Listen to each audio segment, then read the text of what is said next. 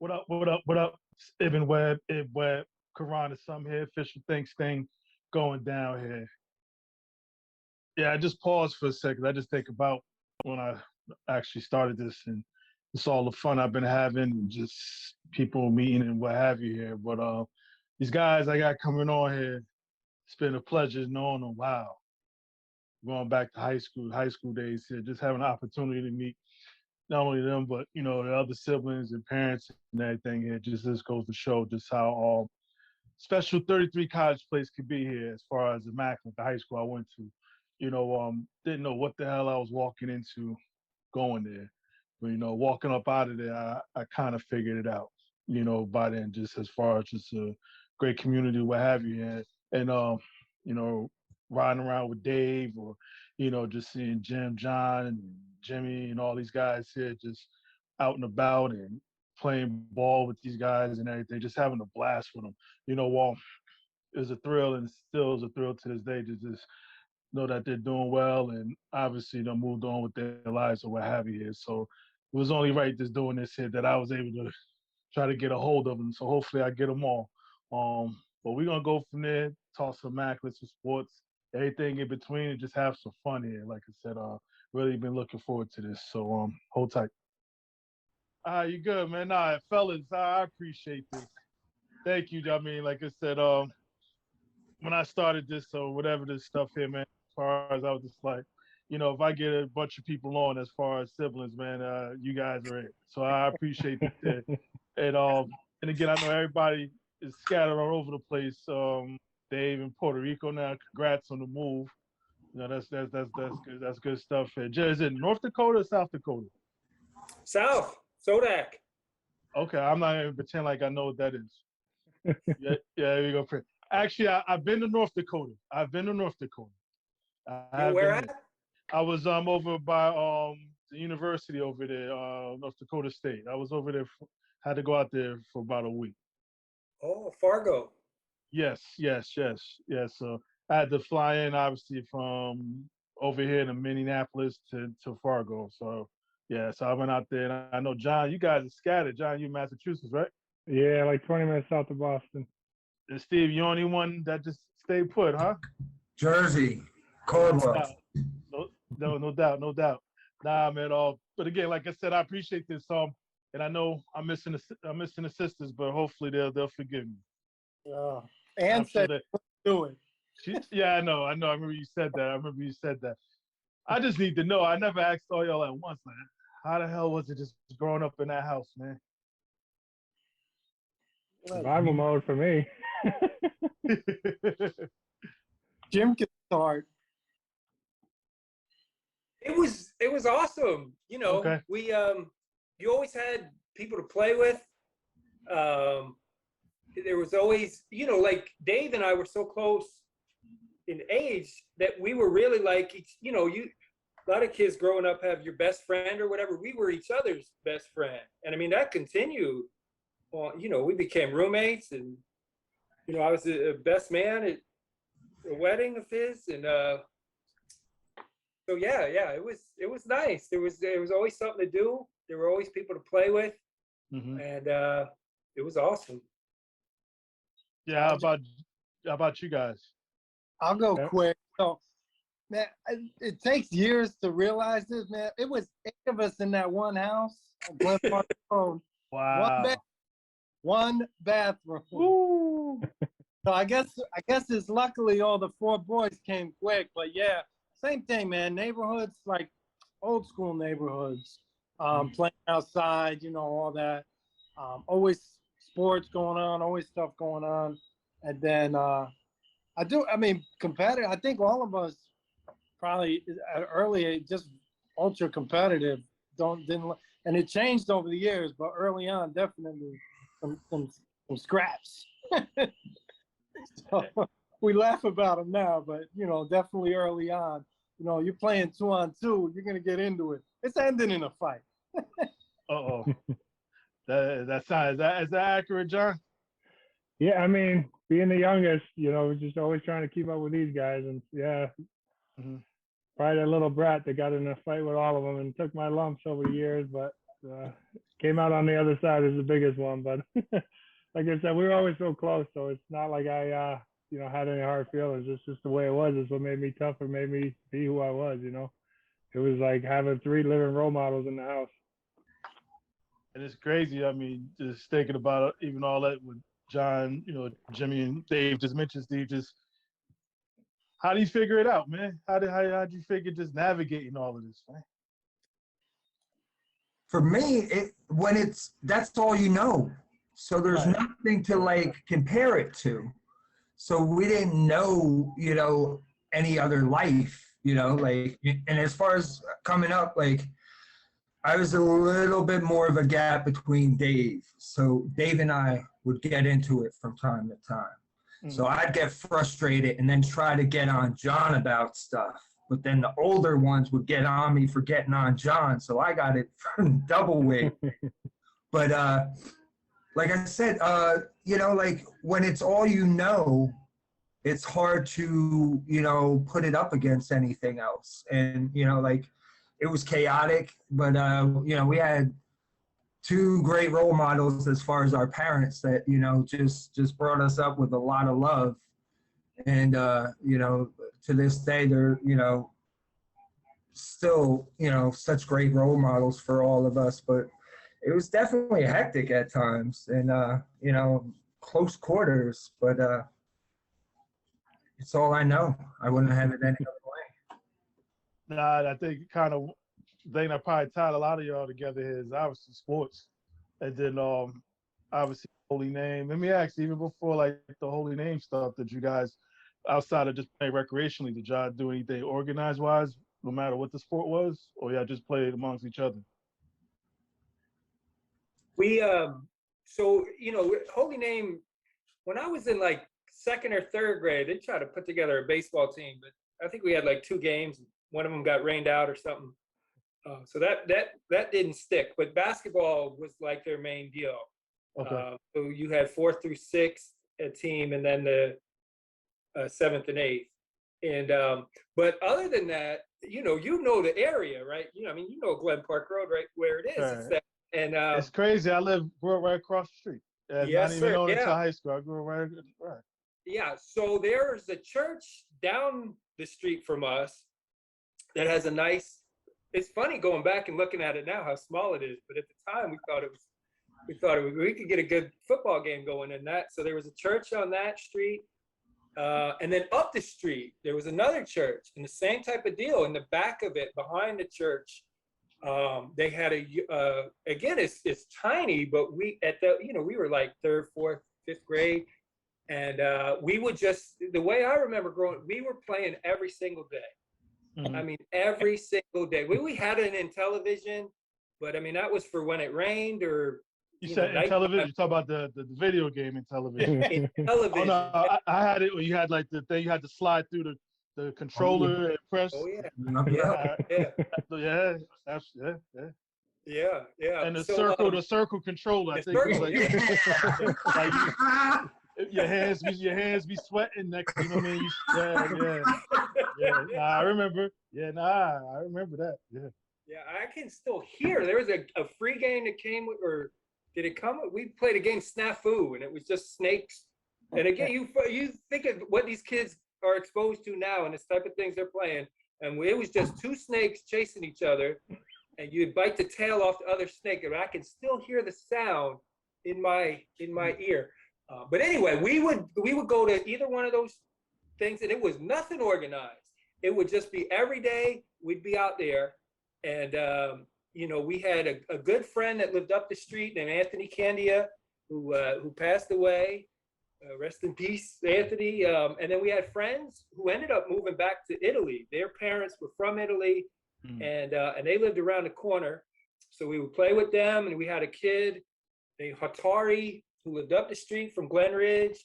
And then different kids, like some of the kids ended up going to Glen Ridge and being pretty good athletes. There's a guy, Mark Melito, who ended up at Wake Forest playing baseball for them. He would come, these Ridgers would come around sometimes. And so we would do that. And then, like I said, about 4th grade for me, and then that's when basketball started. And Mr. Andrews, Mr. James Andrews, Jimmy Lance's father was our coach Okay. for the little guys. Mhm. So yeah, that's a lot, but that's what I remember playing every single day. No rain or shine, nothing, just every day. And what's crazy, I know I'm probably about to go all over the place, but just even where you guys grew up at East Orange, and you cross the street, you in Glen Ridge, and you kind of got different walks of life. And, I mean, again, I think Steve or somebody said it's life. You don't realize it maybe till later on you're an adult. Like, damn, you know what I mean? I had more of the privileged folks over here than if I take a couple of walks the other way, not so privileged here. So y'all was like right in the middle right there. That's pretty interesting. Yes. That I know and obviously with the whole holy name thing, everybody you guys went through there as far as, playing and just going to school. Was it like a no-brainer about Immaculate as far as everybody had to go to Immaculate? Or did anybody want to go somewhere else? I wanted to go anywhere else, but I was forced. I was told I was going to Immaculate. I wanted to break the mold like much of my life, but they told me, no, you're going to Immaculate. These are the way I remember it. Whether this is the absolute truth, it's debatable, but the way I remember it, I was told you're going to Immaculate. Where'd you want to go? Anywhere else, because that's where my brothers went. Dogs. I don't know. I mean, I guess if I went to public school, I would have been a Scotty, but I don't know. I had friends that were going to Seton Hall that I was good buddies with. There's no way my father would allow that. I don't know. I beat to a different drum, and I had two, brothers that were already there, so I just wanted to break the mold. Mm-hmm. By the time I didn't even think of anything else. I knew I was going to Immaculate. I brought the crew with me from Lords. I think 8 or 9 of us came over from Lords. Oh, now, John, you went to Lords. You didn't go to Holy Name. Oh, did Steve? Holy Name till 4th grade for me and 6th for Steve. And okay, see, I didn't know. Okay. Which in itself was such a mind trip, because I was going to Holy Name, which I don't know what the exact numbers were, but it was maybe 80% African American at Holy Name. Then I go to Our Lady of Lourdes, and it's totally flipped. Mm-hmm. It was just different, I miss my friends, and but I did notice things are a little different here. Mm-hmm. It was interesting. And it's crazy just ending up over at Immaculate. I know even with myself, just I going from Orange Middle to Immaculate was night and day. It was night and day. But as far as just even being up in there, I mean, just walking in there. I mean, some of you guys obviously a lot of the people came from Lords or Holy Name to Immaculate. And how was Immaculate? I know that's a wide open question, but just how was it? Just early on at Immaculate. So I started, it's funny that Steve says he wanted to break the mold, because that's kind of how I ended up there myself. When I was at Holy Name, I mean, it was just everybody was going to Essex. I mean, everybody. I think Immaculate, this was, right before Sister Maureen got there. I think they had some, I don't know who was in charge, but their reputation wasn't that great. And so everybody, all the boys from Holy Name, from my class, were going to Essex. And I remember Mrs. Dyer, Susan Dyer, she was Bo Chico back then. She came and she gave her little thing or whatever, where they come to the school and talk. And it was Lance. It was Lance Andrews. I'll never forget. He said something to the effect of, I'm thinking about going to Immaculate. And once he said that, I was like, that I kind of like that, and Fess, he came to one of our practices and he brought the youngest Hackett. I think it was Merlin Hackett. I remember him coming to and then they said, magic words there, no cut. We have a no cut policy. No, I'm at Holy Name. I'm not even starting at Holy Name. I'm in 8th grade. I'm coming off the bench on my 8th grade team. Mhm. So I heard no cut. I'm like, oh yeah, that's I kind of like that. But then it's crazy because it's known for being so small. Right. But Right. yet for me, coming from, we probably graduated with 22 kids from Holy Name. My freshman class, we had 125. So I got there and it was like, whoa, this place is crazy. And again, this was, you knew those same kids and I think two girls from Holy Name also went. So I don't know anybody. And I just remember I'm getting out there, and that's back, I started in 85. So, and back then, you guys caught a little bit of this, but like North Newark, the Italians, like they were hitting up Immaculate hard still back then. So you had girls' hair. No, they were still there. They were still there. Bon Jovi, like poof. I'm like, whoa. And again, I don't know. Everybody wore the uniforms. I don't know who was enforcing them or who was in charge, but the skirts that the girl, so it was wild.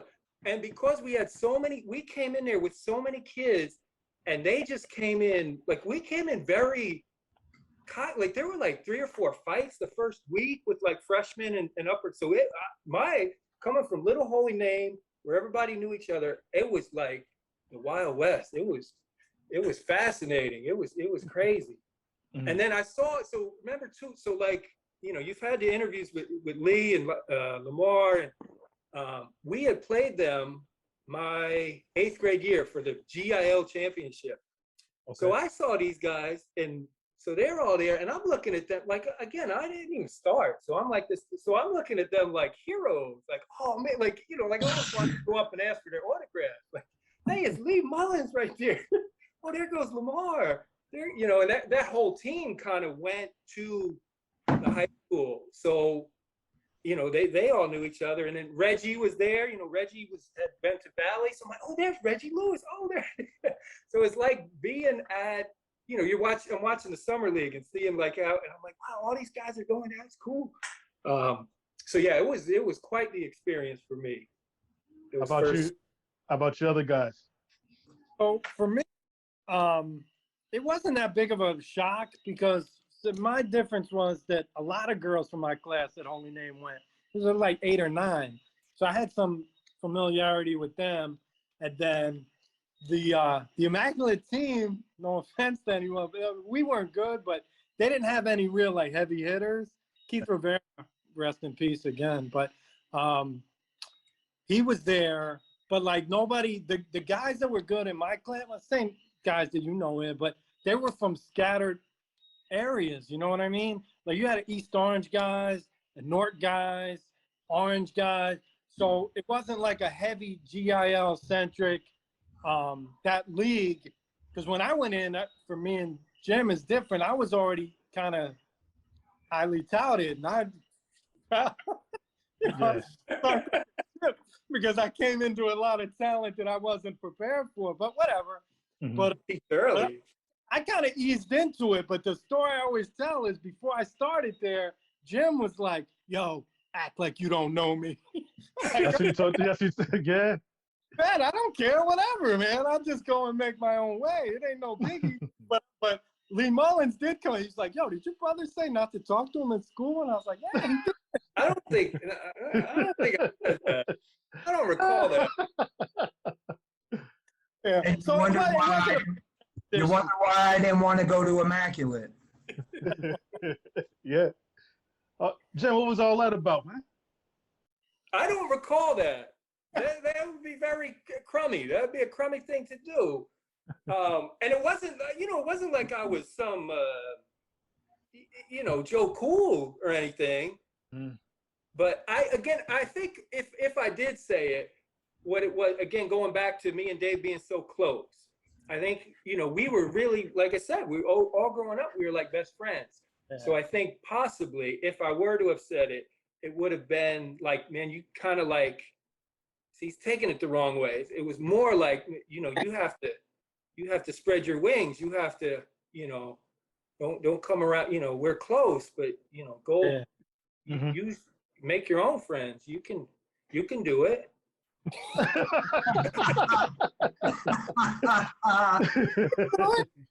Little guy, you can do it.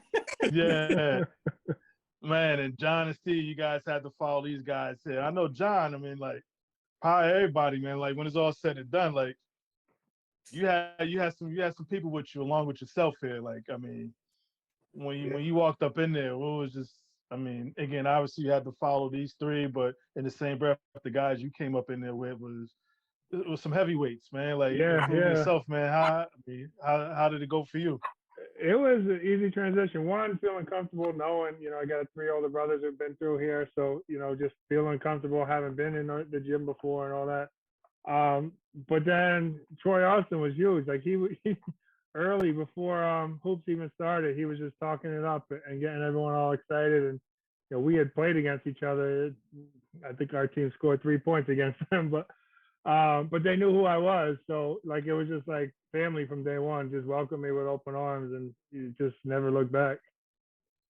Yeah. And then I know Steve, I remember you played quarterback, man. I remember. Yeah, I used to throw the ball around with you, warming you up for your varsity games. And you had number 19. Yeah, what you stole. I won't call it, no type of robbery.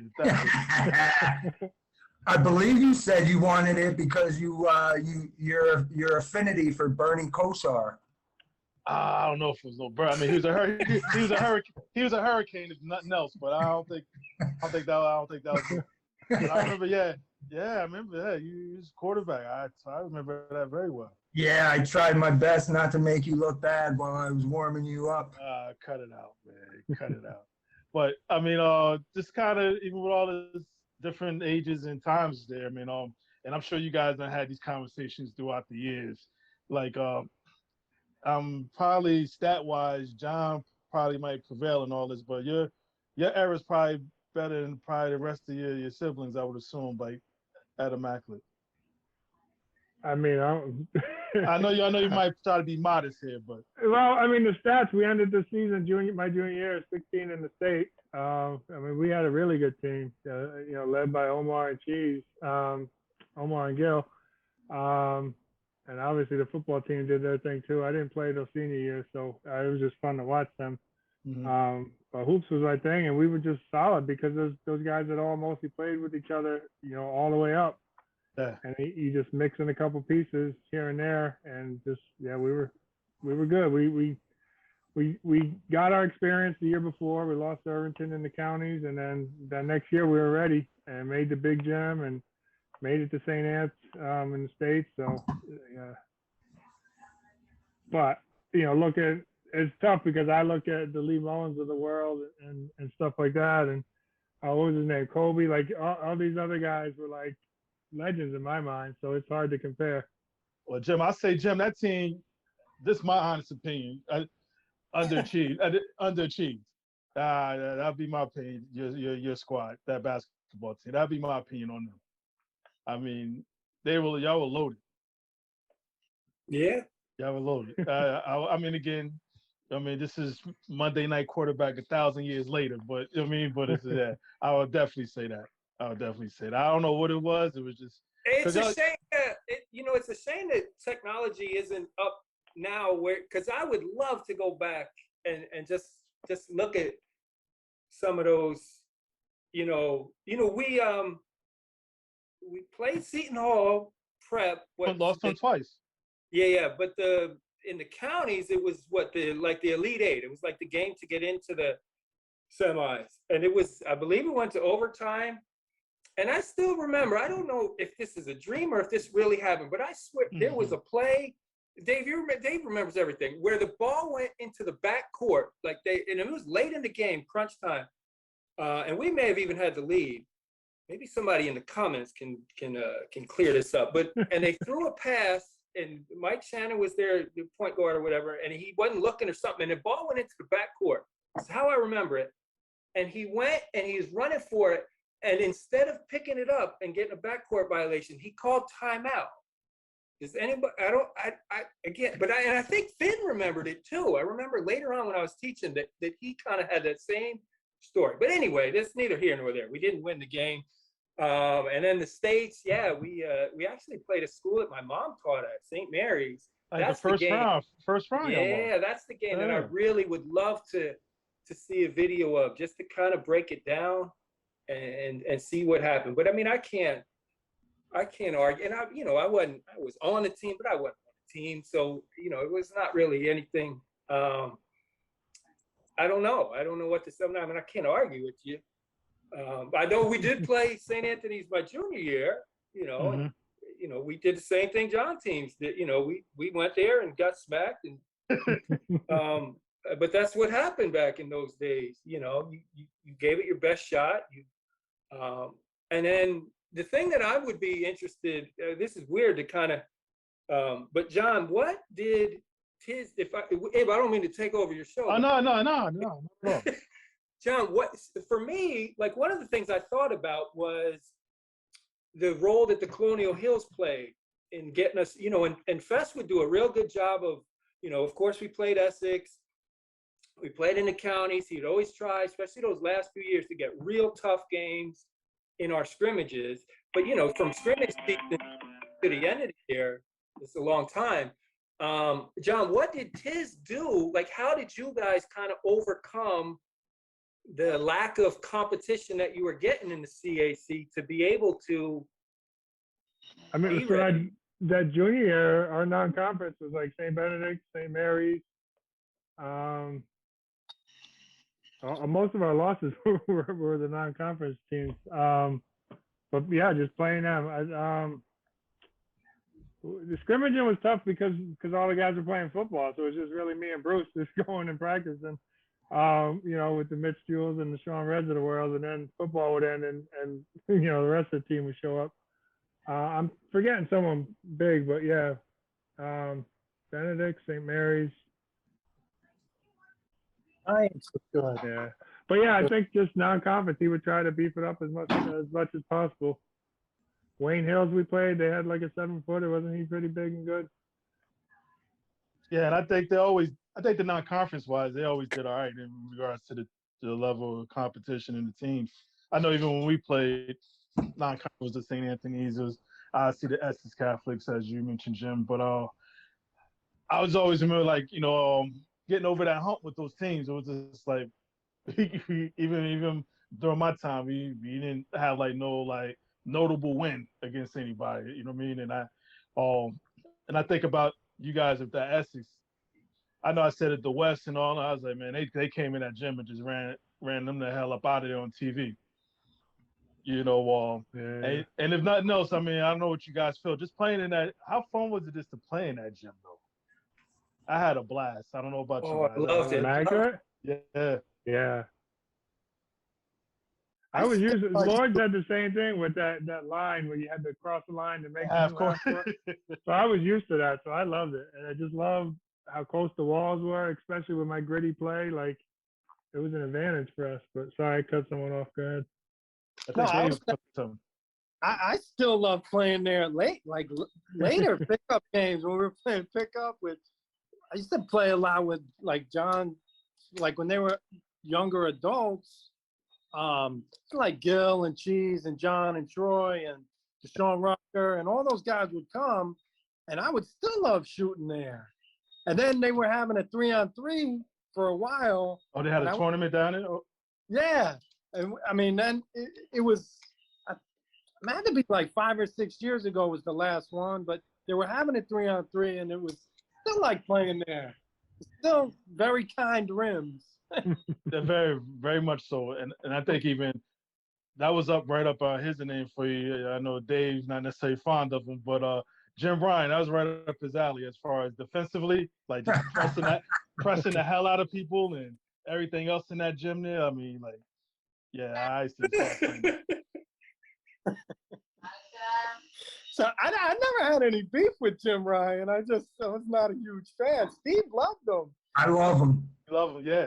I love him. I love his style. I love his passion for the game. I liked how he brought it out. He would bring something out of me that like you wanted to go extra hard, and you believed in that whole I bought into the whole slapping the floor, getting down, ready for D, and taking a charge, and like just like that man has so much passion for the game of basketball, and for me, and just for me, it really like I drank the Kool-Aid. I love that guy. I thought he was great. Same here, Steve. Same here.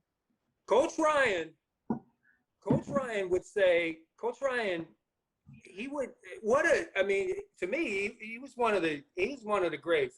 I watched your interview with him. He still got, and I love how you guys went down there and saw him. I just thought that was awesome. But Coach, this is just him in a nutshell. He'd look at you. He said, Jim, it'd be like 2 minutes left in the quarter. Mooney, 2 minutes from you. Yeah. 2 minutes. I need you to go hard. I need you to go hard for. Now, you think about it, especially these days, kids, the way they are. You're going, he's telling you to your face, you're only getting minutes. And he'd have you so like, yeah, all right, I got 2 minutes. And it was like I watch teams now, whether it's Arkansas with Nolan or West Virginia with Huggins, that press Virginia that they had. And I'm like, that's what we did. And it was just so much fun. Back then we were playing, I don't know if it kept going, but they had us in a JV tournament. And a lot of the games would be down. That's still around. It's still around. Yeah. Oh man, we went down there and it was just, it led, like he would just have us just so, and then, you think about it, like he would get anybody and get you so bought in and so, and because so much of what he did was predicated on defense, anybody, that, anybody can play defense, and that with that style that we played, it was just, and then the gym, that played into it too, and it was just, and I love Coach Fest, and Coach, I watched your thing with him too, and he's always been great to me. He helped get me all through the end of high school and all through college. I used to caddy at Essex County Country Club, and he was the guy that got me set up there, and he's awesome. But Ryan just, he had that. And it makes perfect sense that he's still doing it. It makes perfect sense that he's still, competing and working at that high level. So, yeah, I prayed for you. And the shit that he did then, he's a totally different person now. I know that comes with age or what have you. And Steve, it doesn't help. I guess you both for Carolina guys too. So yeah, I think that always helped you and Ryan. That probably. Ryan, my last time playing for him, I caught mono my junior year during the basketball season. And the last game that I played, I had a whopping 14 points that night. And I went to tell him that I wasn't going to be able to, continue on because, I had mono, I had to lay down, I had to lay low for a little bit. And he said, yeah, I knew something was wrong. You were on fire. You had 14 points. Yeah, you saw my man from throwing soda cans at us. It's crazy, man. But again, to your point, Steve, I would have ran through a wall for him. Yeah, no doubt. Yeah, I ran through a wall for him. Now, same goes for Finn, though. The same love and respect. All of the coaches that I personally came across at Immaculate had that, such a respect for that. Like you said, I would do whatever they asked, 110%, above and beyond, whether it be Coach Finn, whether it be, Ryan, whether it be for baseball, Coach D, Joe D. All of them I had, so much love and respect for. And it's crazy just how, a lot of them were alum as far as just coming back and giving back. And again, I know that in some places it's like a stepping stone for some of them to go somewhere else, which is only right sometimes. But I think they all came back, but they still never forgot to come back no matter wherever else they ended up at. I always thought that was real cool, as far as that. You mentioned that whole good old Colonial Hills conference too. And it's just kind of even I know basketball, we pretty much dominate all of us. I think team-wise, I think there was a streak at one time, I believe. I don't remember how many games it was as far as winning the conference. But I think, Dave, your team snapped that streak. Your team snapped that. What are you talking about? You were on the team. No, I don't know. I got kicked off. I got kicked off by them. Yeah, Probably, I think. At one point, you were on the team. Yeah, I got kicked halfway. I mean, wasn't doing well. I got booted off. Yeah, and let me ask you guys. You probably know at least one kid as far as immaculate, and I could think a couple from my year as far as who might have for some reason just stopped playing a certain sport, whether it's football, baseball, what have you, that should have kept playing. Was there anybody in particular like, damn, if he would have been on this team or that? Yes, right? and he's right from your neighborhood. And Che Alexander. Che. Okay. Alexander. Oh my, he was there. So my freshman year, we came in together, and he didn't play freshman year. Okay. And he was like high fashion, and he was, he had Zells and it had Zells, Bally's, everything. Yeah, as fresh as you could look in an immaculate uniform, that was Che. And so he had a lot of gold and stuff, and he would like talk like, man, next year I want to play next year. And I'm looking at it, I'm like, and then I remember one time we were playing, it's like something like after school or something, we were playing on that rickety basket in the back there behind Immaculate. And I saw it and I was like, whoa. Then he came out and he played, just regular his sophomore year, and just the vision. And I mean, he could pass for days, just amazing passes. And he was one of those guys. And then Dave, I want to make sure I get somebody, these rest in peace. We've already mentioned two people who have passed away. Kobe was another one, just going off I mean, he played the whole time, but just the vision. Mm-hmm. Like that was a time, I don't know if kids still do that, where they took so much pride in passing, so much pride in just making that great super pass. Kobe was like that. Che was like that. But rest in peace to Kobe. Rest in peace to Bruce, who John already mentioned. And then before, it had nothing to do with this, but rest in peace, Pete Theobald, who I graduated with, passed away. So, man, it's just, I know I'm kind of taking it off in another, but just, man, it's just, this is another reason why I'm so glad that you're doing it. I mean, this is just so awesome. Because life is short, and it's good to kind of to reconnect and just kind of reminisce. And so I really appreciate what you're doing here.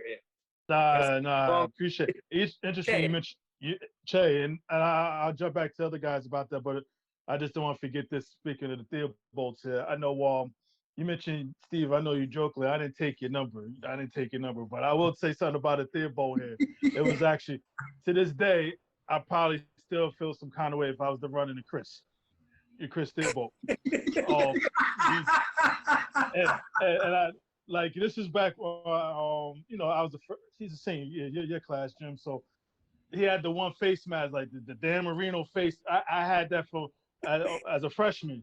I came back to practice the next day or something. It was on his helmet.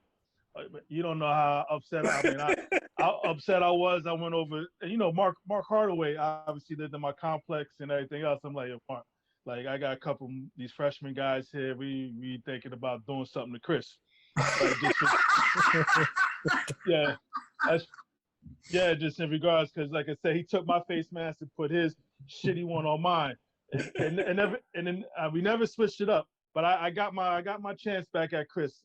He probably don't remember this, but this is the end of football season. This is when we do the Oklahoma drills when they were real big back then. I don't even know if you can still do them now. So and I remember Finn had no clue about this, but I happened to line up with him. I was the linebacker and Chris was the one running the ball here. I was like, I'm gonna light his ass up. Yeah, like I said, I never forgot that to this day here. Like I said, he wound up taking my face mask, and to this day, you see, I'm still bothered by it. But no, you mentioned the Theobald here, and every time I hear that, like I said, I think about that Chris. Man, like I said, me and Chris are cool. I see Chris and laugh and talk, but in the back of my mind, that still bothers me.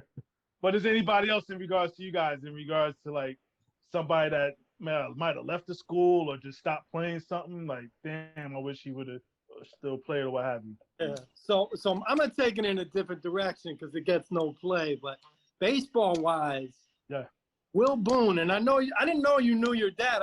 His dad. I found that out later from watching one of the things that It was one with some Montclair guys, and you guys played at Metcalf. Right? You know. Oh, Mr. Boone? Daryl, yeah, right. I know what you're talking about. Right, but Will Boone left, got kicked out, and went to Essex. But that team, my junior year, we were pretty good. But if you put like Mark Canard, and just in general, I had a lot of good baseball players that didn't play baseball. But like Walt played baseball. Anthony Palo in my class, they just played and they stopped playing baseball. Maybe it's because it's the end of the year and you just want to get out of there. I don't know what the case was, but we were pretty good my junior year. But had we had like Will Boone, Mark Canard, I mean, we had Mooney Dag. I don't know if Jay Al played that year. He may have only played my senior year, but even him, if he would have had another year, Walt, all these guys, you got a lot of baseball players that just don't want to play baseball. I mean, it's not fancy or anything, but I just love playing baseball, so I didn't mind. But I mean, if you're talking about, I know I was just talking about it the other day.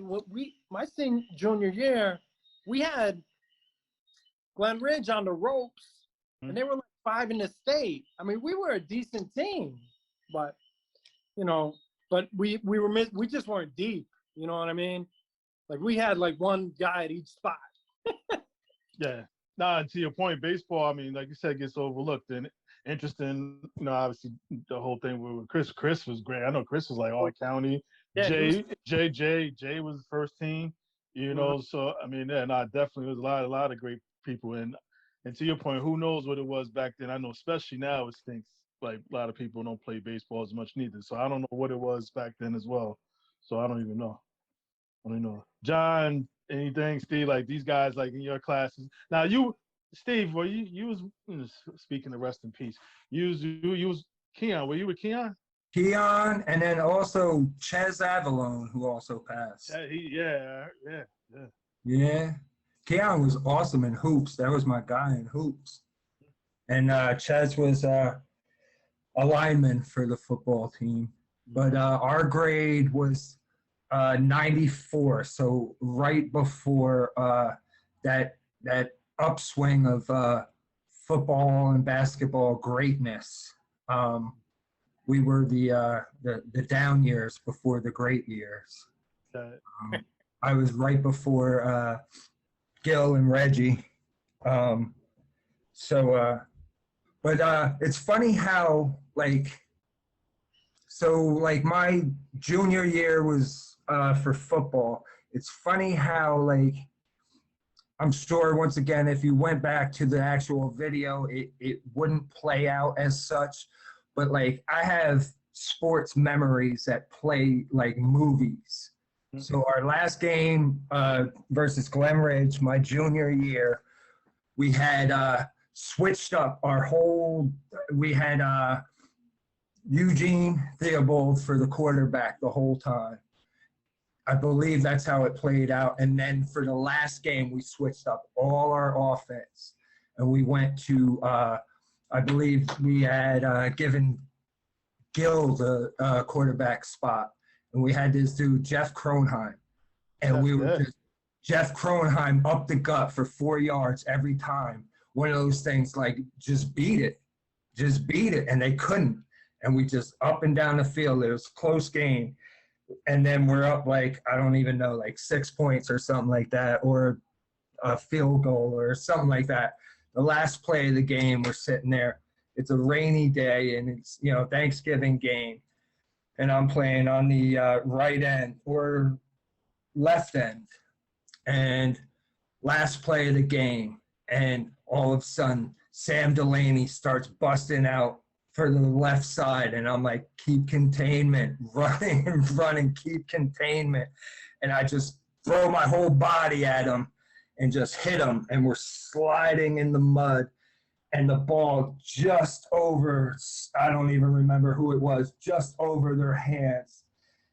And then just that total, why you play sports, that elation of just yes, but the the whole scene like was like slowed down, and it was like such a movie, and like that's one of my greatest sporting memories. But it's funny how I'm sure if I look back on it and saw the video, it wouldn't play out quite the same. So I'd rather. No. You never know. You never know. Nah, you Yeah. never know. John, how magical was those couple of years, man? Like, did you guys have to go to class? I mean, I don't know. I mean, just like junior scene, I mean, with all the winning and championships and Yeah, we weren't that kind of school, you know, Sister Maureen. When we won the states, went undefeated. She did give us that Monday off.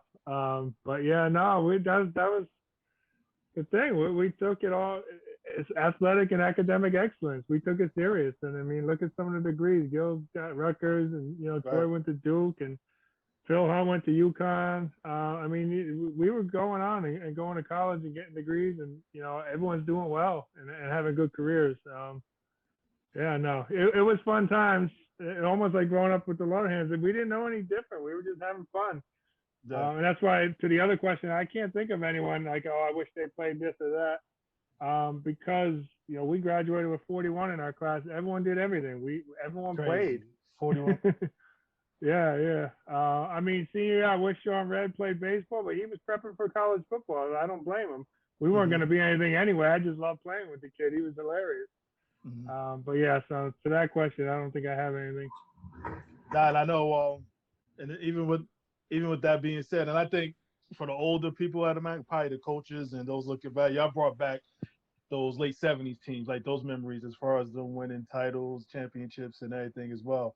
But even as a family, and again, it's interesting, like a couple of you guys get up and just leave good old East Star and shit. Like, what was these choices? I'll start with Jim, because granted, I know you're a diehard Sooner fan. Was it no doubt in your mind you was going there? You didn't care if you had to clean tables every day or whatever the case is, milk cows, I don't know out there, but you was going, like, was it no doubt you was leaving home and going out to the Midwest?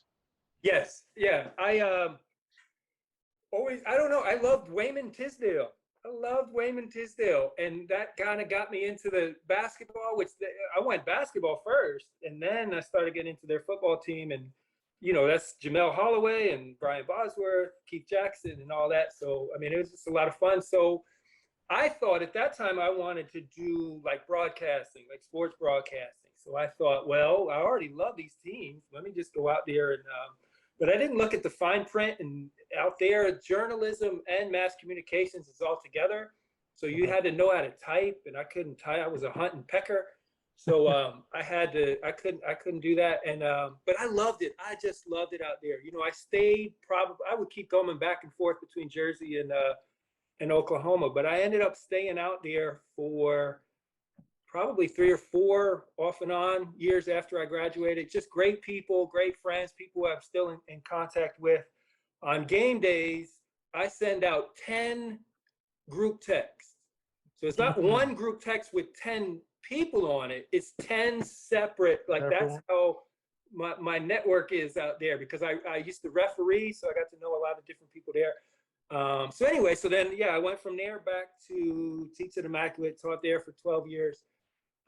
And then when I was a sophomore, she just walked in the door. When I was a sophomore, I met a girl, so 1990, and we kind of knew each other and hung out and stuff, and she didn't stay. She left, I think, probably our junior or senior year. And I lost contact with her for 17 years. 17 years, and in 2008, I was messing around on the internet and looked her name up, and I found it. And we started emailing and stuff. And so we were both 36 years old, both single, both never been married. And we're like, wow, that's pretty interesting. But she at that time lived in Las Vegas. So I'd put in 12 years at Immaculate. And in New Jersey, the alternate route program is a little wacky, because I ended up at sociology instead of when I left the mass communications. So I couldn't go to public. That was difficult. So I said, well, let me just move. You live in Las Vegas? I'm going to move out there. So we did long distance for a year, and then I lived out in Vegas for, I guess, about 8 years. I know you did the thing with Lamar. I lived out, Lamar was there. And only lived there 8 years, saw him one time. Me, John Pollard, and Lamar went and had a lunch one time. We'd talk, we'd communicate, text and stuff, but never could really get it. Actually, crazy thing, I actually saw Reggie more times in Las Vegas than I saw Lamar. Reggie's wife's mom had a condo in Las Vegas, so they would have to come out every so often to check on it. So I saw Reggie and his daughters. He's got 2 twin daughters. It's hilarious. So I saw him twice. Dax, again, you sit there and you don't know what you don't know. I probably saw him, I think, 2 times the whole time I was there. He came to my wedding, and one of the last times I was there, we went to Summer League together. So I lived there 8 years. My wife, my beautiful wife, Lisa, she is a member of the Dakota tribe. And so my son, I have one son, Junior, he's 11 years old. So he's Dakota. And there's some natives in Las Vegas, but not a whole lot. And her mom and her stepdad and a bunch of family live here in South Dakota. So as Junior started getting older, we really wanted to kind of expose him to that Dakota culture. Mm-hmm. And then it just so happened, we got real lucky, real fortunate. The school, the tribe, the Dakota tribe, the branch that she's a part of is called Sistan Waptin Oyate. And they have their own school. It's a tribal school. And it's a lot like, we talk about Holy Name. It's a lot like Holy Name. It's like a small, classes are about 20 or less. It's K through 8. And they had a job opening. So I applied there, got that job. And so we moved in 2017. We moved up here. And I've been at I just put in my 5th year at that school. And again, it's just a wonderful, wonderful place to work with some really interesting, really cool people. And I'm teaching, Dakota students, and it's Dakota, like my son, he's in the culture class and he's learning the language. And I'm there and I'm teaching kids last names, Black Thunder and Fast Horse, and the best name ever. My first year there, I was the basketball coach, and there's a guy, his name is Tate, which means wind in Dakota, but his last name, plays basketball, last name, no lie, birth certificate, never misses a shot. That's his last name. Tate never misses a shot. All one word? No, it's just different words. Never miss. But his last name is never misses a shot. Mm. And he's still playing. He's going to be a senior this year, and he's getting pretty good. That's a lot of pressure. Yeah. Yeah. But it turns out it has nothing to do with hoops. It has to do with they're really into archery. Okay. And really into the bow and arrow is a big part of the culture. Mm-hmm. So I guess he has some relative who was a real marksman with the bow and arrow. So, but that's long-winded thing. But that's Oklahoma, Jersey at Immaculate, Vegas, and then South Dakota. Nah, and I know a couple of other guys had to get up out of there too. Now, Dave, what was the reason going down south there? You just something new, or was it? No, so I'll go with a shit. Jim just went with the long version. I'm gonna go with the short version. So yeah, just wanted to get away from home. So I wound up going down to Virginia, down to Old Dominion. A lot of people say it, and I really believe in it, man. Some of these, our time is just what you did. But looking back, man, I probably wasn't ready for it to be, I wasn't disciplined enough. Yeah. So I played a lot of cards, drank a lot of beers. So I wasn't really, I didn't stay there that long. And when I came back to Jersey, I was there. I went about 4 semesters. And when I came back, I found a decent gig, a decent job, and I started making some decent money. And never really went back to school. I did take some Essex County courses, and they were really good courses and stuff, but just kind of went into my career, basically, managing people and warehouse, whatever. Anyway, moved to PA just because cost of living was cheaper. Got a gig over there. I moved over there in 2004. I met my current wife in 2010. I mean, we finished raising her kids a couple years back, and just 2 weeks ago, we wound up, after planning it for like 3 months, moving over here to Puerto Rico. That's where she's from, and she couldn't do. She's right here too. She couldn't do another winter. Wasn't doing Yeah, snow. nah, Now one more time. smart. Somebody smart. Somebody had to be smart out of the two, right? Yeah. Uh, nah, definitely hit. John, I know you out of the group here. You the one that went on to play some, high level basketball here, man. How was that? It was a blast. It wasn't high level, but D3. And it was just fun playing for 4 more years. And so yeah, that's what took me out of state. Mhm. When you're in high school, you get all those flyers from every school, and any of them that said, "Do you play sports?" I would fill it out. So I remember I was actually at Troy's house one time, and my dad called me. He was like, "You got a call from a coach," and I wasn't being recruited by anyone, so I'm like, "For real?" Went up, visited the school. It was out in Western Massachusetts, right up on the border by New York and Vermont and all that. And was lucky enough to go there and play basketball for 4 years. Like I said, small Division III school, like all the Massachusetts state schools, so Worcester, Bridgewater State. Mhm. We were up the street from Williams College, which was, my freshman year. They made the Final Four. We got smoked by them, but it was cool to play top level D3 schools. And yeah, so freshman year, met my wife, and God, that was 96, 97, and we're still together. So after college, I had a similar story to Slump. I didn't read the fine print. I went in for sports medicine, and then they loaded me up with chemistry and biology. So I quickly Oh. dropped a couple classes and went sociology with a social work minor. Thought I would save the world. Got the job working at the Brockton YMCA. Did that for about a year, and then found myself over into the banking world and been doing banking for like 20, 21 years now. Yeah. Only thing I know with chemistry is Mr. Ville. That's all I know. Yeah. My And God. nah. That's the only chemistry I know here. I wanted no mean, part of the science.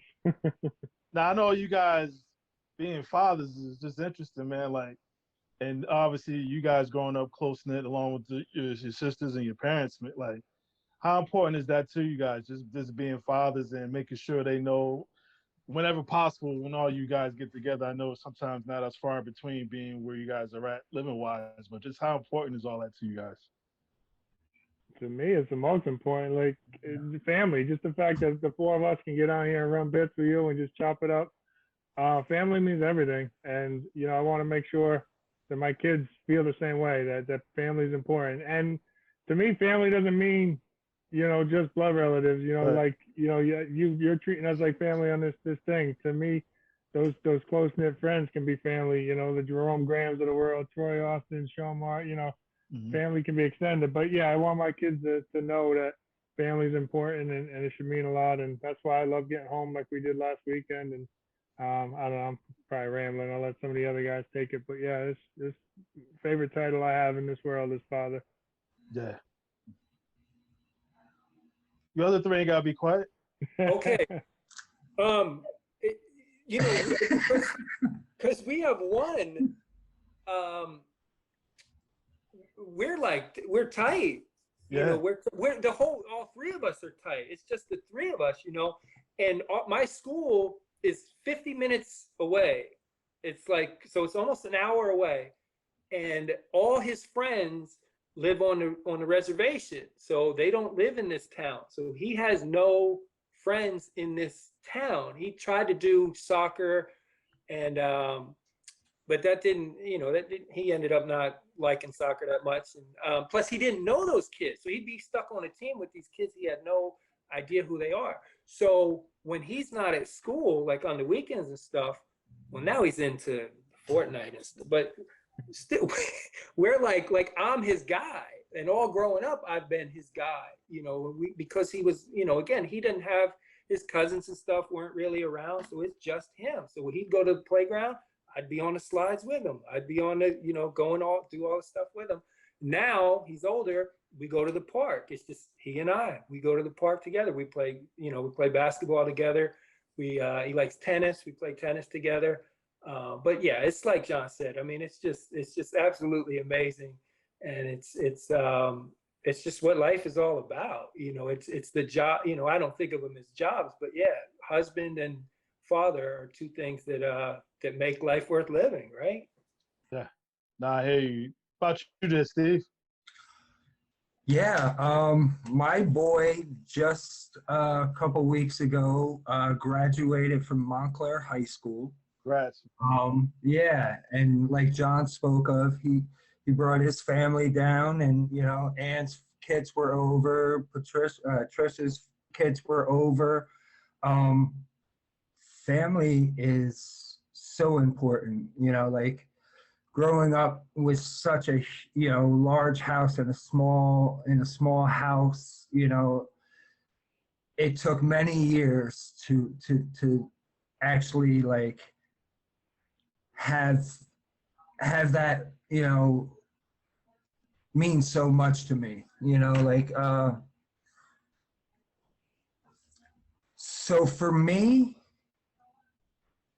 as weird as it sounds, my son teaches me more than I can ever teach him. He shows me like the way he sometimes reacts. Like he had a little altercation this year with someone, and like I was, like he was getting trolled on the computer, and I was like, well, what did you do? He's like, oh, I just, unfriended him, and when I see him in school, I don't mess with him. And I was like, wow, that's different. Because me, the person I am, it wouldn't have went down like that. It would have went down very differently. And like,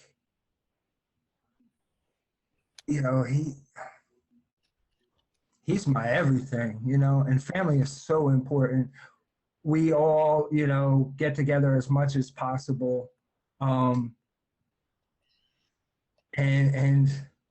like it's great to see like all the cousins are cool with each other too. Like my sister Ann and Trish come by my parents' house quite frequently. So my son gets to chill with them a lot. And something totally different, but it is family related. John and Dave will probably have a difference of opinion, but Ann Lauterhahn was the best Lauterhahn athlete. Oh no, hands down. Never beat me. Okay, John is the one who has and had well over 1,000 points on the basketball squad, John. It's 2022, so I'll keep the joke I have to myself, so I don't want to offend anyone. But yes, I like how it was brought up that family doesn't necessarily mean who you were born with, like extended family, Yeah, I forgot Pollard's name in case he watches this. I don't want to get beat by him. You're going to be. Family is everything. And, it was brought up earlier, that nothing in life is granted, that, life is very precious and nothing is guaranteed.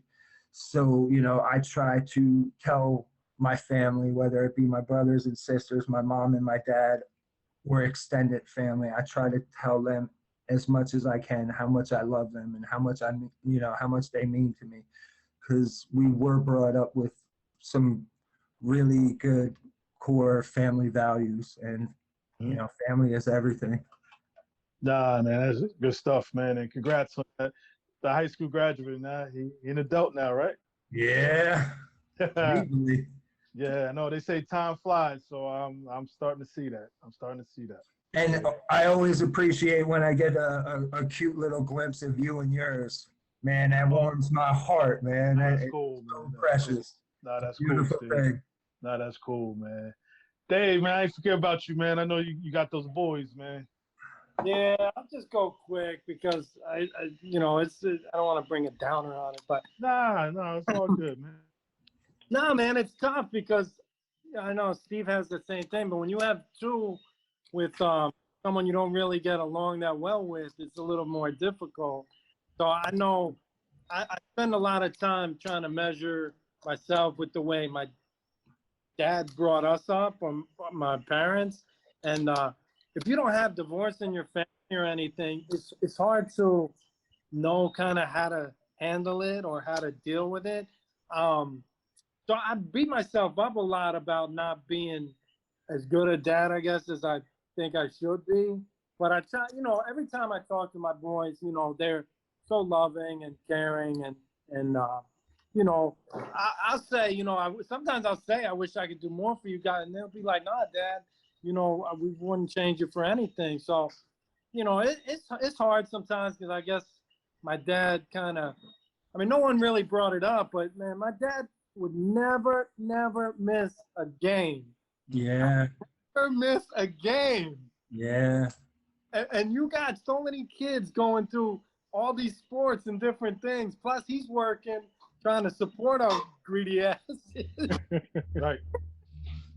But, so I said, so to be there for certain things, like I already told my son graduates next year from high school, and, I already made the plan to make sure that, no matter where I'm at, I'm going to be there and make sure that I'm cheering him on because it's a huge accomplishment. And then whatever he does, I always support, my two boys as best I can. I just kind of think that maybe we're all a little hard on ourselves, that we could do more. But when you have a divorce situation, especially if you don't not the best terms with your ex, it's just a little different, a little more difficult.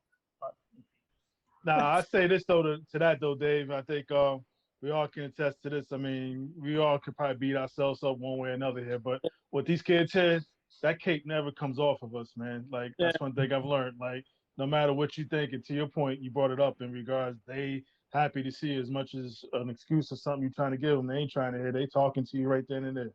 Like that cape, that cape's never gonna come off you, man. You Superman to them, man. Yeah, true. Nah. I appreciate you guys sharing that, and I know I know Dave got me on a timer here, so I'm being mindful. I'm being mindful here, man. So just on the back end, man, I know just even with this, you know how I do this at the end, just have some fun. I know it's for you guys, but we'll have some fun, man. I'm gonna jump around. Hold on. I'm gonna shake it up, but go ahead. Hold on. Go ahead, Jim. Family, we got to. I don't know. Make sure everybody gets Coach Taylor. Yes. We have a shore house. He's down there every year. Okay. Sean Morris, I think we mentioned him. He's part of this extended family. Troy. Jerome Graham, Pollard, Dax. I'm thinking of people who were at my wedding. These people came out to Vegas. Yeah. Dax. Sure, they came for the wedding, or they just came out to Vegas. I mean, which one was it? Yeah. Ib, I had Sister Maureen out at my wedding. I think I heard that. I think I did hear that. I think I did hear that. Oh, and we brought a guy that he's actually young, a guy, Brian McCrone. Okay. And he's Coach Mal's nephew.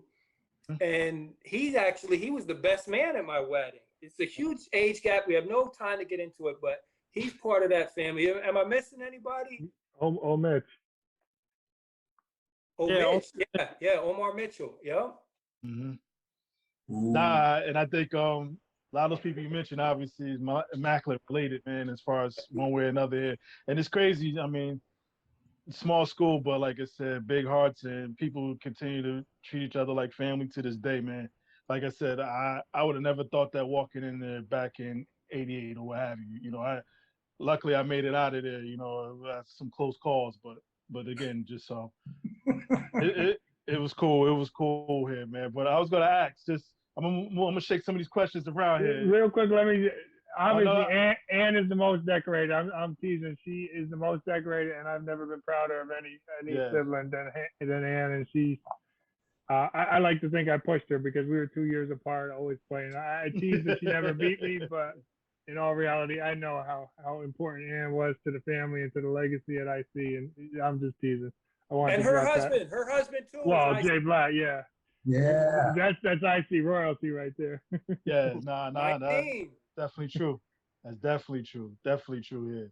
Now, as far as yeah, I wasn't even gonna ask that athlete question because I figured Ann was that hands down. You guys just Yeah. hands down. What's speaking of immaculate though, best athletes to come out of immaculate. Y'all top. I won't say 5. Give me 3.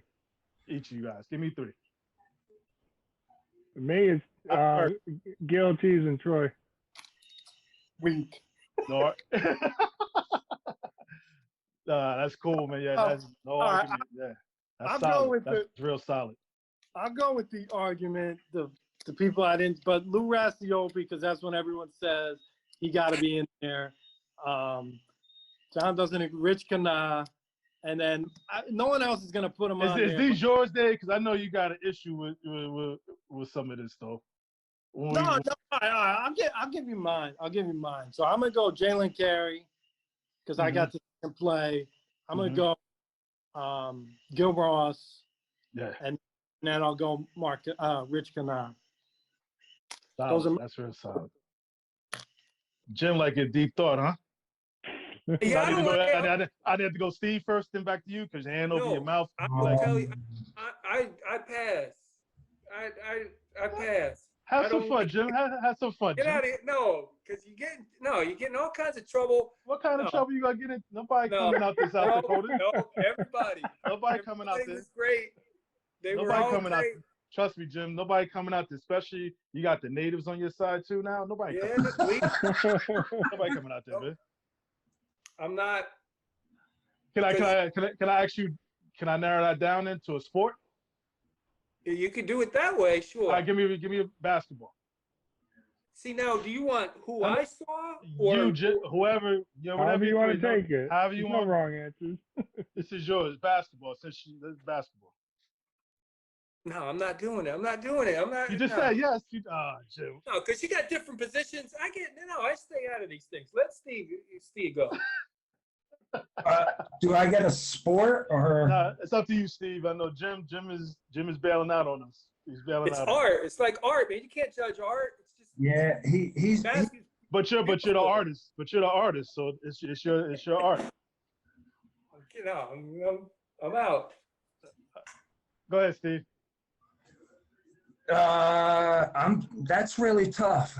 A lot of people, male, females, Man. Hoops, football. however you want to do it. How you want to do it? You can just say athlete.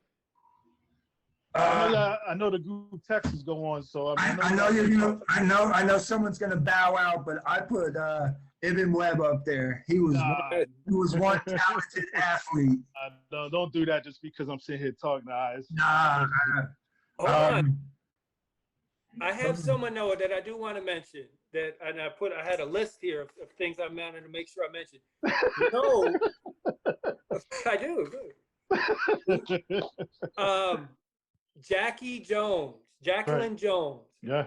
I heard Miss McGrath mentioned her just a little bit, but it was a lot of great. They had it rolling at that time. Yeah. Had Dana Wynn on there, but just the tradition. I don't know how that program. I don't know who ended up taking that thing into the dumper, but they had somebody. They had it really going good. And then somebody came along, and then I don't know what happened because they were like going winless. They were like winning like 2 games a year. I don't know who did that. But they back on it. Then they just won the county? They did now. I'm talking about, but there was a time there where they just really went down. I don't know who was coaching them at that time. I think there was some Lauterhand guy. I don't know. That dude should have been fired.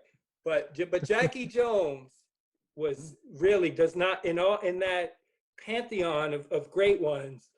Like I don't know if she's in the Hall of Fame, and she was a one sporter. I know they sometimes they talk about that, but she should be in the Hall of Fame, and she should get more credit when I hear some of these people. Although I should. Miss McGrath did mention her, so I give her credit for that. But that's what I'm saying. Jackie Jones. So not Jackie in that class. Rachel was in your class too, right? Yeah. Yeah. Steve, you were saying you was mentioning. mention some. With IC, that there's just way It's a lot. too much talent. You know, all sorts of different names start coming to me. You know, like hoops. You got like when I was there, you got like Stacy Quamby, you got Andrea DeGroot. You know, you got and then the other thing is I'm gonna miss people, and they're gonna be like, "Yo, you didn't think about me on that." Anyway, that's part of the fun, man. Yeah.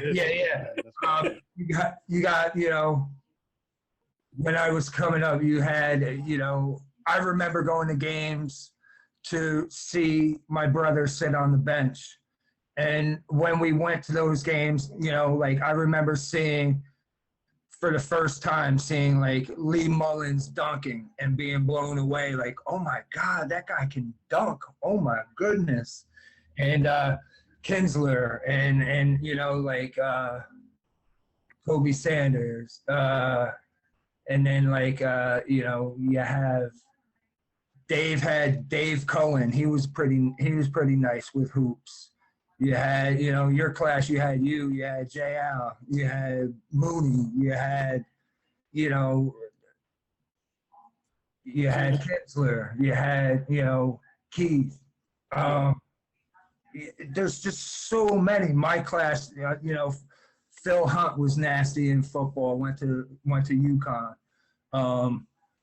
You know, the grade behind me, you know, is Cheese is, in my mind, is IC royalty. You got, you know, Gil was nice, you know, he's up there for me. You got, you know, Reggie was nice. And then you got, you know, John's class with Troy, you know, you got, you know, so many people. Mm-hmm. I could never whittle it down to, you know, these guys like to have debates about the, you know, the Mount Rushmore of Immaculate, and, you know, it goes on for days, and, you know. I got it. And Jim, your camera's off. I don't know if that's on purpose. Might be on purpose. To whittle it down to 3, I'd need more than just, you know, just being put on the spot. I'd have to break out pen and paper. Nah, cool. No problem. Let me ask you guys, the Lauterhahns, if that you guys had a reality show with the family, what would y'all call it? So Jim had an idea years ago before podcasts really came about.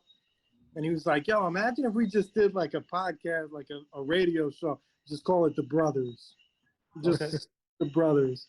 So, yeah. Although people often say, my wife will say, when we sit down and talk all together, she's like, it's like you guys are talking a foreign language. I don't know what the hell you're saying. Yeah. Even my mom says that. So I like that. The brothers, but you're leaving out your sisters. They don't like to talk anyway. All right. Now, let me ask each one of y'all individually, though, as far as where y'all at in your lives now, what advice would y'all give that senior year you, that 12th grade you? What advice would you guys give yourselves? I'll ask John first. Ooh, buy Amazon. Oh,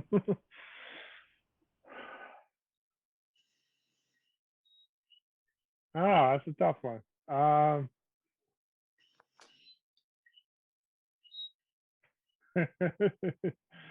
Stay off the booze. Okay. All life's mistakes started with that stuff. Yeah, fair enough. How about you, Steve? Don't give up. Keep going. What about you, Jim? You can't get out. You can't bail out of this one. Yeah, don't be so shy. You know, come out of your shell. I was very, very shy. You know, I was really tight with Jerome and Pollard, and I knew, you know, I mean, I had guys I was close with, but I didn't really, I don't know. I think I always had some confidence. I was always shy and introverted, and just you know, be yourself, and put yourself out there. And you know, but that's about it. Yeah. Oh wait, but that's senior year. But So I thought about. I Check your really notes. regret. I didn't start playing baseball till junior year. I said, get your butt out there and play baseball. Yeah. From freshman year on. Mhm. I don't know if I'd have been any good, but I'd been a heck of a lot better if I had those 2 years at JV under my belt. And I did cross country for 1 day for Mr. Dyer, and I didn't go back. Get out there and do some cross country. What are you doing I wasn't doing anything, just going home and taking a nap or something. So Those do fall cross naps country are the and best. do baseball. Yeah. About you, Dave? Jim took mine. No, Yeah. yeah. I mean, I wish I was more social or whatever, but I would say just just take life as it comes. You kind of want to. I know a lot of people say just be more patient, but just take life as it comes at you, and don't be so, my wife would say, negative all the time. I'm always a worrier. I worry. Don't worry so much. Just take it in and live each day, the best you can. And don't worry so much, things will work out. And speak about the best here. Again, I told you I'm gonna go running around here with the questions here. Best part about being each one of you here, Steve. What's the best part about being Steve? Wow. You're really dropping them. Nah, it's cool. It's all. I have very, very low self-esteem, so Oh man, that's. I'm good-natured. Mm-hmm. I think I'm pretty. I have some funny moments from time to time. I'm a good friend. Just one thing. Yeah, I mean, let's not stop you now, but no, that's cool. That's cool. That's cool. How about you, John? Best part about being you, John? About being me, I'll go with the family thing, just where I landed in line, Yeah. young enough to have learned what these guys did, Jim's success, learning from some of Steve and Dave's bumps in the road, and trying to be a role model for Ann and Tristan. I think the best part of me is I'm happy that I was number 4 in line. How about you, Dave? So one thing that people don't really take, it's not like a quality, but just one thing I think that all of us have, and it comes from our mom and dad, is just love everybody. You know what I mean? So I've learned to do that as far as, doesn't matter what background you have, where you come from, who you are. You take everyone individually and say, hey, this is me and that's you. And you don't judge anybody. And that's one thing that I think not everybody has, man. I have not 1 ounce of, being better than, or, being looking down on any single person. So I just be that I'm very humble as a human being and try and love everybody, Yeah. What about you, Jim? It's well said, Dave.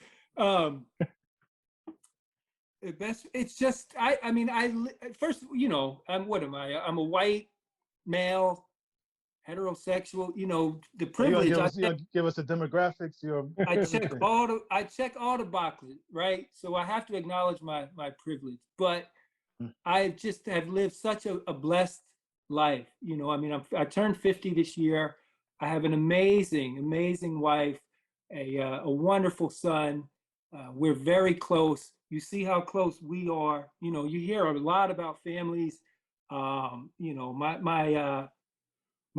aunt, she has, my mom, she gets all disturbed because they were from Glen Ridge and they had money and they had all this stuff, and they have all this dysfunction and stuff. And I'm so blessed. My family, we've talked about it. Our parents were incredible. And are still alive. We're so blessed, so fortunate that they're still going. They have their health. They seem pretty, knock on wood, pretty good. We're all doing. We mentioned 4 or 5 people who have passed. So I just try to be thankful and grateful and gracious that I'm just have lived such a charmed, wonderful life. And I've worked at great places. I've worked with great people. I've worked for, I work for kids. You know what I mean? I work for a community. I take that very serious. That I'm able to help people who don't have such great lives, but I'm able to try to make it a little bit better with my position as a teacher. So that's long-winded, but yeah, that's Nah, what absolutely. And I know the names have been mentioned a little bit throughout this here, man. But I'll speak on your parents first here, like Mr. and Mrs. Lauterhahn, just on my end here, just to have 6 amazing children, and I don't know the number of grands. I don't know the number of that, but I just knowing you guys and just and to your point, Dave, talk about your father never missing a game and just being staples in your life. And I think just having an opportunity to, just at the top of this year, like when Dave and Mr. Lauterhahn actually came up here. I mean, cold January day, they had to make that track up here. I mean, as far as to go watch some hoops or what have you, it was no way in hell I was gonna miss the opportunity just to hang out, even if it was just grab some food afterwards and watch some hoops. But your parents, like I said, I mean, they're great people, and even on top of that, I just want to ask you guys in regards to what would they say about each and one of you guys here, as far as what would your parents say about you guys? I mean, I they think, just have never-ending love for all of us. They just, and each one of us is special to them for a different reason. I don't know. I just we're their pride and joys. I don't know what they would say, but I know they'd have a smile from ear to ear talking about any one of the 6 of us. Mm-hmm. you should have prepped us. My mom writes cards. She does cards for everything. She makes her own. Has never bought a card. Wow. She got a computer. She makes them. She puts our pictures on them and stuff. But on the inside, recently, if you had prepped us, we could have just read our things. Oh yeah. She writes just put tears in your eyes. Mm-hmm. But I think they're pretty proud of. I don't know. I think they're pretty proud of us. My dad's one of them. He's kind of them old school. Close to the vest. But I think they're pretty proud. Yeah. Nah, sure they are here. I don't know, Dave, Steve wanted to add or Yeah, John and Dave. just I mean, not what they would say, but they taught me, probably all of us, what unconditional love is really is. So they would just say, no matter what, I love you. Yeah. That's what they say.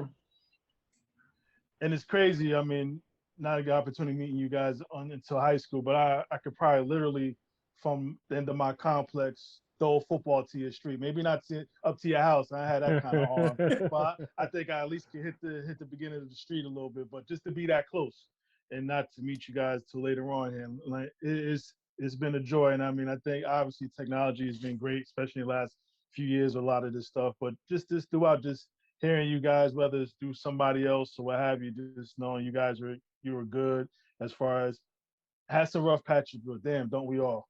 And I think it's just one of those things, even persevering through all that stuff as well too. And you guys just sticking together. I mean, you guys exemplify. I'm trying to use a big word as far as what family is. So, but again, I appreciate you guys just being a friend of mine, and like you said, family don't have to come with blood here. And I remember, like I mentioned about you guys, one second, Jim, and I know Dave, when Pops came up, my wife was like, how many people you know? I was like, I know a couple people, and then I was just sharing, and I was just sharing, just whether it's us and Dave or somebody's car here going, whether it's Carter Red or somewhere trying to find a 6-foot rim, and or whatever the case is, pretending we was whoever. But outside of that, but just the bonding and talking shit and just having fun, and sometimes just doing absolutely nothing, like, meant the world to me. So I just wanted you guys to know, like, thank you for doing this. I know we had hiccup before just trying to get you guys on, but like I said, I'm glad you guys got on here. And Dave, I know I'm past the time limit here, but tell the wife they can get on me. That's fine. Here, Jim, you was gonna say something. He's got notes. He didn't finish. I know. Yeah, that's right. That's right. It is on my notes. It's 2 people I want to make sure I give a shout out to. No, I'm saying Because Okay. they're loyal, and you wouldn't. I don't know that you know this, Ib. You know, you have. Eb, did you know you have 10,000 subscribers? You such an educator and researcher, everything. Yeah, nah. 10,000. That's amazing. But two of the people are one is Dave Manazian. He watches. Dave, wow, He that's the watches all the name. Immaculate Ones, Okay. and a guy I don't even know, because he didn't do sports, so you may not even know. But his name's Chris Moore. Chris Moore. I remember that name. I can't make the Yeah, face out, but yeah, Dave, and you talk about stylish. Dave was like the ultimate stylish on the sideline here. I mean, I know he didn't play too much, man, but you would have thought he was the star, man. Like he looked good. Dave looked good. And so if Dave does see this, man, Dave, what's up, man? yeah. And Chris, he lives out in with Jerome out in Northern California. Okay. They live in Northern California, like the Berkeley, San Francisco, that area, Oakland. Chris lives Good somewhere. I dude. don't know. Somewhere. He said he does Chris, I farming. remember, yeah, nah, I remember that name, Chris. I remember that name. Yeah. All right. I just wanted to say. I'll Nah, drop two names real quick, just because I don't know how far spread this is, and two of my college captains have passed away. So Kojo Wow. Calhoun and Josh Thielen, just rest in peace, brothers. And Eb, thanks so much for this. This is fun. Nah, this is great. Nah, you guys mean the world to me, man. Like I said, and I think it exemplifies us, being on 33 college place, man. Just kind of years later, man, we can still do this and talk shop and have some fun here. Hopefully, we get together in person one of these days here. But thank you guys. You guys mean a lot to me, man. So I appreciate you guys doing this. Right back at you, brother. All right, tell the wives they can get back to you guys and start screaming at y'all whatever y'all didn't do. It's the 9-year-old on the hoverboard over here. Nah, be well, y'all, and we'll talk soon. All right, Eb. All right, peace, fellas. Good stuff. Like I said, one of them said a family doesn't necessarily mean has to be blood related, man.